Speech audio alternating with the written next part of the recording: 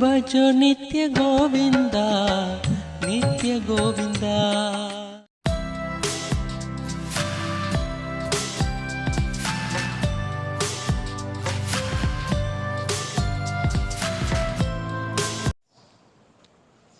வணக்கம் மாஸ்டர், ஆனந்தம் பங்கட்டும். மாஸ்டர், கால்வலி எல்லாம் ரெடி ஆயிடுச்சு, அதெல்லாம் நார்மலாக இருக்குது, ஒன்றும் பிரச்சனை இல்லை. ஆனால் கொஞ்சம் அதிகப்படியாக ஏதாவது வீட்டில் வேலையாக செஞ்சாலும் அதே மாதிரி வெளியே போனாலும் என்னன்னா கைகாலெலாம் நடுங்க ஆரம்பிக்குது மாஸ்டர். மூச்சு வாங்க ஆரம்பிக்குது. இப்போ நேற்று கூட நான் மருந்து வாங்குறதுக்காக பஸ் ஸ்டாண்ட் வரைக்கும் போயிருந்தேன். அங்கே போயெல்லாம் கையெல்லாம் நடுங்க ஆரம்பிச்சிருச்சு. அப்புறம் ஒரு டீ குடிச்சிட்டு அது மாதிரி ரெடி ஆகிட்டு வந்துட்டேன் மாஸ்டர். சங்கரையாட்ட கூப்பிட்டு கேட்டால் அவர் ஆக்சிஜன் லெவல் குறைவாக இருக்குது அப்படிங்கிறாரு. நான் என்ன பண்ணுறது மாஸ்டர், எப்படி உடம்ப ரெடி பண்ணுறதுன்னு தெரிய மாட்டேங்குது. வெளியெல்லாம் ஏதாவது போயிட்டு வந்தோம்னா அடுத்த டே வந்து ஃபுல்லாக தூங்கி எழுந்திரிச்சா தான் அது ரெக்கவரும் பண்ண முடியுது. இல்லை விழுந்ததில் ஏதாவது லாக் ஆகிருக்குமா மாஸ்டர், என்னன்னு தெரில. ஏதாவது ஒரு ஐடியா சொல்லுங்கள் மாஸ்டர். நன்றி மாஸ்டர். அப்போ 2 விஷயம். ஒன்று வந்து கால் அடிபட்டதுக்கும் நடக்கும்போது டயர்ட் ஆகிறதுக்கும் அதுக்கு இதுக்கு எந்த சம்மந்தமும் கிடையாது. சப்போஸ் காலில் அடிபடும் போது அது வந்து குதிரைமுக வருமத்தில் அந்த மாதிரி பக்கத்தில் ஏதாவது வரும பாயிண்டில் பட்டிருந்தாக்க அதுக்கான சிம்டம்ஸ் நடக்கலாம். இல்லை நார்மலாக சும்மா தான் அடிபட்டுதுன்னா அதுக்கு இதுக்கு சம்மந்தம் கிடையாது. காலில் அடிபடாதப்பையும் நீ அப்படி தான் இருந்த. ஸோ மனோ ரீதியான பிரச்சனைகள் பார்த்திங்கன்னா அதிகப்படியான பயம் உள்ள இருக்குது.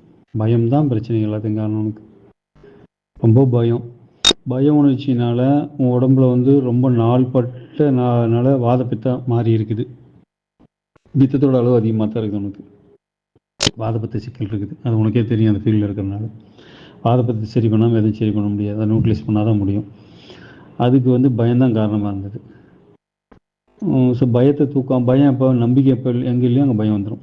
ஏதோ ஒன்று நம்பணும். நீ ஒரு கடவுளையோ ஏதோ ஒரு சமாச்சாரத்தை யாரும் நம்பணும், முழுசாக நம்பணும்.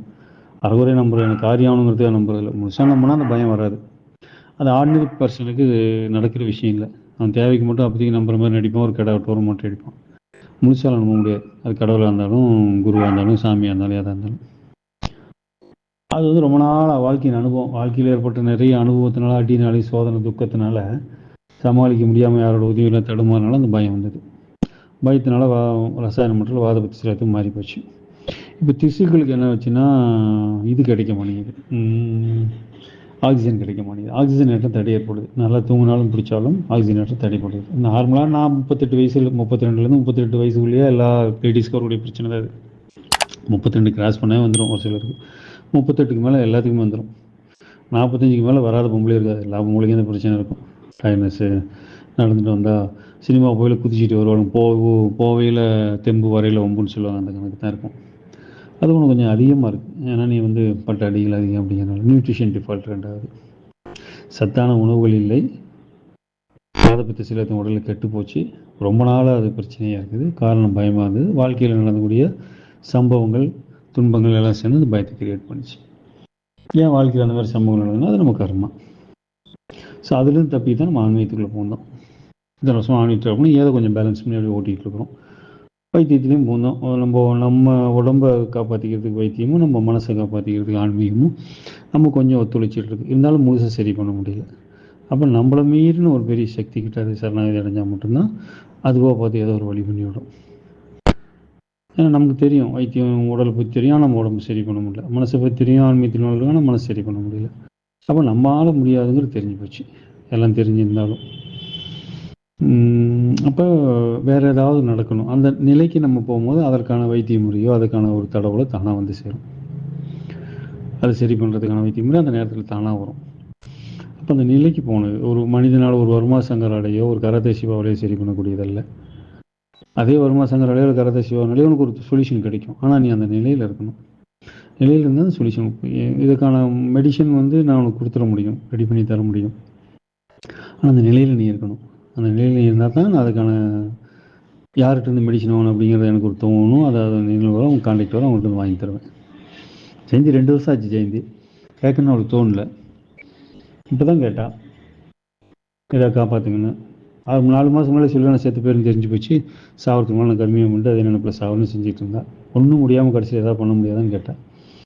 நான் 2 வருஷமாக அதுக்கு தான் காத்துட்ருக்கிறேன். 2 வருஷம் மேலே கேட்டேன், மெடிசன் எதாவது பண்ணி தரேன். இல்லை நாங்கள் ஒரு வைத்தியர் பார்த்துட்ருக்கோம், சித்தா மருந்து சாப்பிட்டுட்ருக்குறோன்னா. 2 வருஷம் ஆச்சு அவளுக்கு. 2 வருஷம் மேலே ஒரு மருந்து நான் சொல்லி வச்சிட்டேன். எங்களுக்கு என்ன பண்ணணும்னு தெரியும், சொல்லி வச்சு ரெடி பண்ணி வச்சுருந்தேன். இப்போ கொடுத்தா 4 நாளாவது போகிறவளுக்கு நடக்கிறா, போகிறா, இன்றைக்கி அழுதுட்டு பேசுகிறேன். ஸோ அந்த தன்மை வரணும்னு இப்படி கேட்குறனால இல்லை, அந்த தன்மை சரணாகதித்தன்மை வந்துருச்சுன்னா உனக்கான மருந்து ஏதோ ஒரு வழியில் வந்து சேர்ந்துடும். ஸோ ஏதோ ஒரு விதத்தில் கிரேஸ் உள்ள இறங்கி உனக்கு சரி பண்ணிடும். தன்மையில் நிலைமாற்றம் ஏற்பட முடியாதுனால. ஏன்னா உடலை பற்றியும் ஓரளவுக்கு படிச்சிருக்க, மனசை பற்றியும் படிச்சிருக்க, உனக்கே தெரியும். ஆனால் நம்மளால் சரி பண்ணிக்க முடியல. அப்போ வேற ஒரு சோர்ஸ் வந்து அதை பண்ணணும். அந்த சோர்ஸ் உள்ளே வரதுக்கான காற்று அடிச்சுக்கிட்டு தான் இருக்குது வெளியில். நீ ஏதோ ஜன்னல் கதை திறந்து வச்சா தானே உள்ள வரும். நீ கண்ணாடி போட்ட கதை வச்சிருக்க, கண்ணாடி போட்ட ஜன்னல் வச்சிருக்கிற, எனக்கு உள்ளே இருந்து சொல்கிறேன், எனக்கு கண்ணு தெரியுது, வெளியில் காற்றடிக்க தெரியுது, ஆனால் எனக்கு வர முடியுதுன்னு சொல்கிறேன். திறந்தா தான் வரும். அதுவாக ஒன்றா அது உடச்சிக்கிட்டு வெளியே வர மாதிரி இருக்கும். அது அந்த வேகத்தினால தாங்க முடியாது. அப்படி அது வரவும் வராது. கருணை அப்படி வரவும் வராது. நீ வந்து குவாலிஃபைடாக இருந்தால் மட்டும்தான் அது உனக்குள்ள இறங்கும். ஃபோர்ஸ் பண்ணி உள்ள இறங்காது. ஃபோர்ஸ் பண்ணி உள்ள இறங்க நீ தாங்க முடியாது. அது சொல்கிறது ஒரு நாள் புரிஞ்சிக்க முடியும், பாதி புரிஞ்சு பாதி புரியாத மாதிரி இருக்கும். ஆனால் அதுக்கான நீயா புரிஞ்சுக்கிட்டே கொஞ்சம் சீக்கிரம் கிடைக்கும். இல்லைன்னா விதி வழிகளில் அதை தானவனை புரிய வச்சு ஒரு கட்டத்தில் நடக்கும். உனக்கான இது ரெடியாக தான் இருக்குது. ஆனால் அந்த தன்மைக்கு நீ வந்தீங்கன்னா அது உனக்கு ஆற்றலப்படும். என்ன புண்ணியம் செய்தேனோ